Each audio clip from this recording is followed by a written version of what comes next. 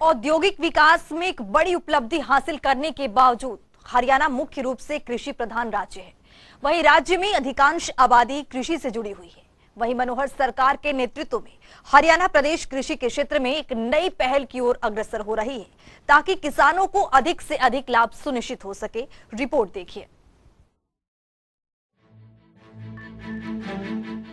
हरियाणा की मनोहर सरकार के कुशल नेतृत्व में हरियाणा प्रदेश कृषि के क्षेत्र में विकसित होता जा रहा है, क्योंकि मनोहर सरकार किसानों के लिए हर सुविधा प्रदान कर रही है, ताकि प्रदेश के किसान खुशहाल और समृद्ध हो सके।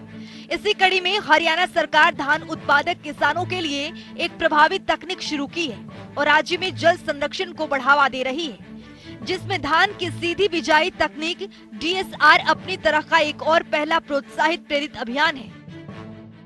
मनोहर सरकार की ओर से हाल ही में जल संरक्षण को बढ़ावा देने के लिए एक पायलट परियोजना के रूप में लागू किया गया है। इस योजना के साथ किसानों को 4,000 रुपए प्रति एकड़ का नगद प्रोत्साहन दिया जाता है। वहीं कृषि एवं किसान कल्याण विभाग के विशेषज्ञों की निगरानी में हरियाणा के 12 धान उत्पादक जिलों के किसान वर्तमान धान की खेती के मौसम में इस तकनीक के माध्यम से धान उगाएंगे और हरियाणा के कुछ धान उत्पादक इलाकों में बीज बोकर धान की पनीरी तैयार करके इसकी रोपाई करना पहले से ही प्रचलित है। वहीं सरकार धान की खेती के वैकल्पिक तरीकों को बढ़ावा दे रही है, जिससे राज्य में जल संरक्षण अभियान को बढ़ावा मिले और किसानों को भी इसका लाभ मिले। हरियाणा सरकार ने फैसला किया है कि धान उगाने की लागत प्रभावी और कम पानी की खपत वाली विधि को अपनाने वाले किसानों को प्रति एकड़ 4,000 रुपए दिए जाएंगे। इस योजना को चुनने वाला हर एक किसान DSR तकनीक का उपयोग करके फसल उगा सकता है और प्रोत्साहन के लिए पंजीकरण करने के लिए उनके लिए क्षेत्र की कोई सीमा नहीं है।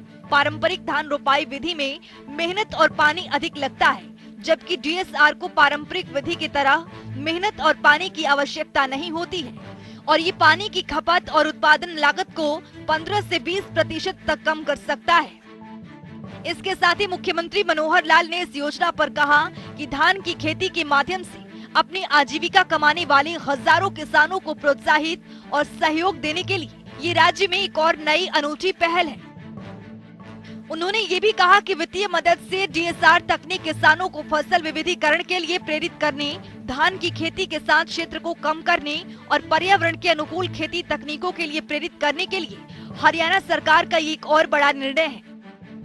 प्रोत्साहन आधारित योजना अंबाला, यमुनानगर, करनाल, कुरुक्षेत्र, कैथल, पानीपत, जींद, सोनीपत, फतेहाबाद, सिरसा, रोहतक और हिसार सहित 12 जिलों में लागू की जाएगी। वहीं विशेषज्ञों के अनुसार बासमती धान को भी गैर पोखर परिस्थितियों में DSR के रूप में उगाया जा सकता है और इसे धान उगाने के लिए उपयुक्त लगभग सभी तरह की मिट्टी में किया जा सकता है। जनता टीवी के लिए चंडीगढ़ से पवन सिवर की रिपोर्ट।